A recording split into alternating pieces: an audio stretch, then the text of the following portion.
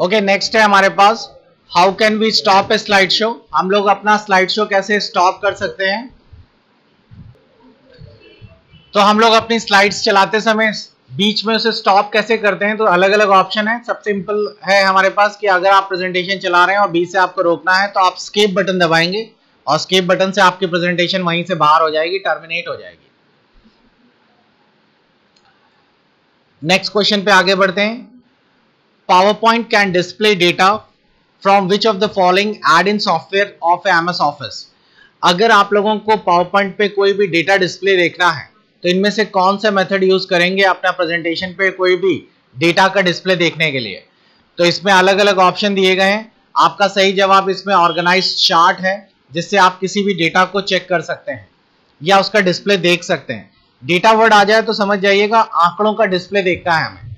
तो अगर इनमें से आपको मैंने इसके बारे में चलिए बता देते हैं कौन कौन से मेथड होते हैं। यहाँ पे वर्ड डेटा लिख गया है इसलिए आपको ये बता दें इसके क्या क्या डिफरेंसेस हैं। पहले तो यहाँ दिया है photo album, equation editor, organisation chart और ऑल ऑफ द अबव। एक एक करके देखते हैं। सबसे पहले फोटो एल्बम देख लीजिए। अगर आप लोगों को प्रेजेंटेशन पे कोई एल्बम डिजाइन करना है तो इंसर्ट के अंदर यहाँ पे दिया रहता है फोटो एल्बम।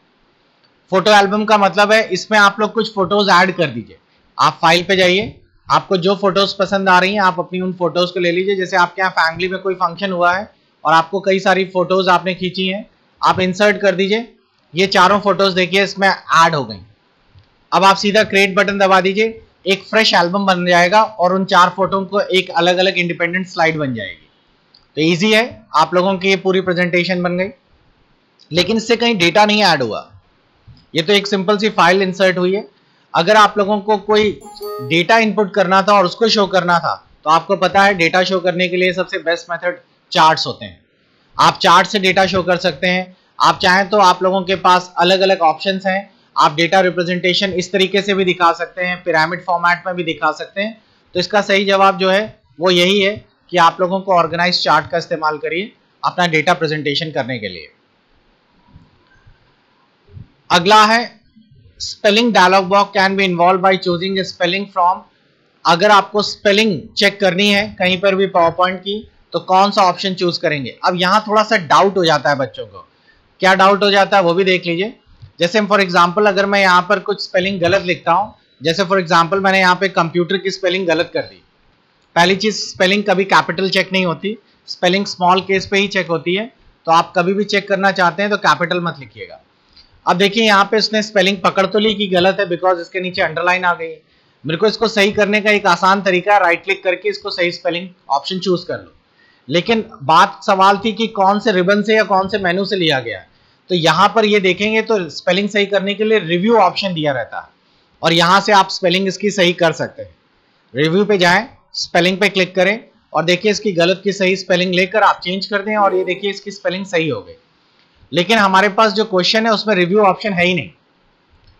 इसका कारण ये है क्योंकि हम लोगों के पास ये जो सवाल पूछा गया था ये उस समय जब पावर पॉइंट या क्वेश्चन जनरेट हुआ था तो उस समय MS ऑफिस 7 से नहीं पूछा गया है। ये MS ऑफिस 2003 या उससे पहले वालों से पूछा गया है। उस वाले सवाल में या उस समय के जो MS ऑफिस होते थे उसमें टूल्स मेनू हुआ करता था और वहां पर आपको स्पेलिंग दिखाई देती थी। मैं इसको आपको दिखा देता हूं। मेरे सिस्टम में पुराना तो नहीं पड़ा हुआ लेकिन एक पब्लिशर पड़ा हुआ है जो पुराने फॉर्मेट में आपको दिखाई देंगे। देखिए मेरे पास ये पुराना एक पड़ा हुआ है। ये MS ऑफिस का पुराना वर्जन है पब्लिशर का। पहले जो हुआ करते थे वो ऐसे हुआ करते थे। देखिए फाइल, एडिट, व्यू, इंसर्ट, इस तरीके से हमारे पास ऑप्शन दिया करते थे। यहाँ पर टूल्स में आपको स्पेलिंग दिखाई दे रहा होगा। ये जो पुराने वाले सॉफ्टवेयर है उसमें आपको व्यू इस तरीके से दिखाई देते थे। इनको हम लोग कहते थे ये सारे के सारे हमारे मेनू बार्स हैं। अब जो नया वर्जन आ गए तो उसमें ये मेनू बार्स ऑब्सोल्यूट कर दिया गया, हटा दिया गया। अब आप देख रहे होंगे कि अब जो नए वर्जन आ गए उसमें इंसर्ट, व्यू, इसमें कोई नीचे की तरफ पॉपअप विंडो नहीं करती है, यहीं पे सारे आ जाते हैं।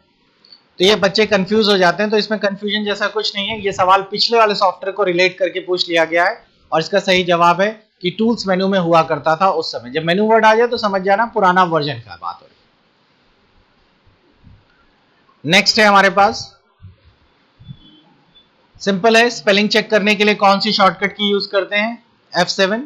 वैसे आपको बता दें शॉर्टकट की प्रॉपर लिस्ट मैंने बना के डाल दी है वीडियोस के रूप में, आपको MS वर्ड के चैप्टर्स में मिल जाएगी ये शॉर्टकट की तो जरूर पढ़ लीजिएगा, क्योंकि एटलीस्ट 2 या 3 क्वेश्चन शॉर्टकट की के आते ही आते हैं।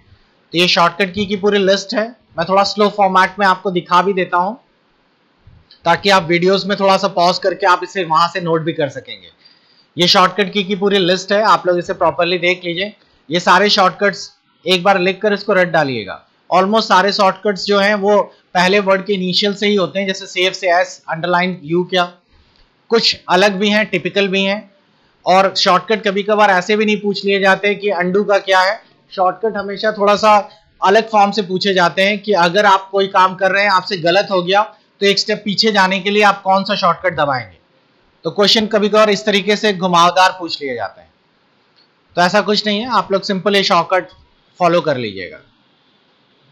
सेम शॉर्टकट्स आपका पावर पॉइंट में भी काम करेंगे, पावर पॉइंट में इनफैक्ट थोड़े से ज्यादा भी है।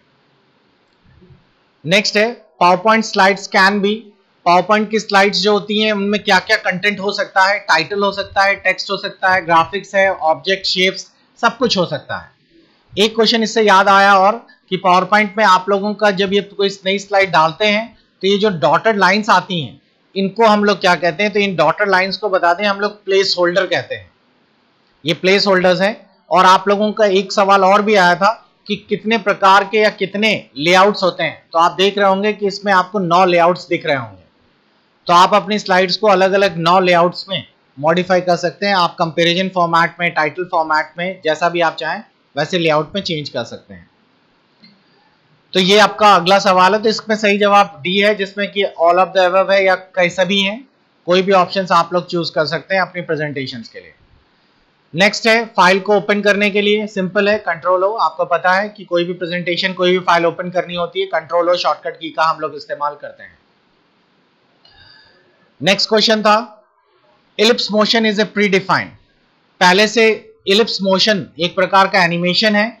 ये कैसे अवेलेबल है, क्या ये डिजाइन होती है, कलर स्कीम्स होती है? नहीं, ये एनिमेशंस होते हैं। इलिप्स में घूमता हुआ आता है आपका कोई भी प्रेजेंटेशन जो आप लोगों ने बनाया है। तो इलिप्स मोशंस का सही जवाब आप लोगों का सी है। इसमें बी लिखा हुआ है, इसको सी कर देते हैं। और एक सवाल और देख लेते हैं। A file which contain ready-made style that can be used for a presentation is called।